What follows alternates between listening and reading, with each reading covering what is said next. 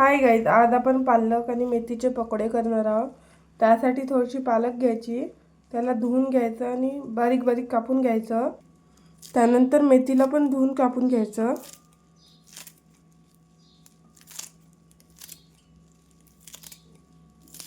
त्यानंतर आपली मेथी कापून तयार आहे। त्यानंतर सांबार धुवून कापून घ्यायचा। त्यानंतर एक कांदा घ्यायचा, त्याला लंब लंब कापून घ्यायचं। त्यानंतर 5 ते 6 मिरच्याचा पेस्ट करून टाकायचा। त्यानंतर चवीनुसार मीठ टाकायचं। त्यानंतर अर्धा चमच लसूण पेस्ट टाकायचा। त्यानंतर 2 वाटी बेसन टाकायचं। त्यानंतर थोडासा धना पावडर आणि जिरा पावडर टाकायचा।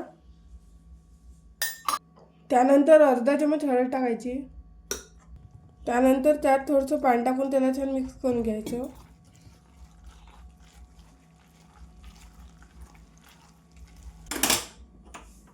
त्यानंतर हे आपलं बॅटर तयार आहे। त्यानंतर तेल गरम व्हायला ठेवायचं।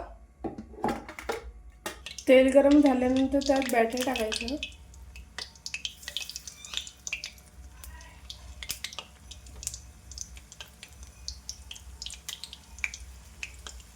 आणि त्याला मीडियम गॅसवर शिजू द्यायचं। त्यानंतर हे आपले पकोडे झाले आहे। त्यानंतर हे आपले स्वादिष्ट पकोडे खाण्यासाठी तयार आहे।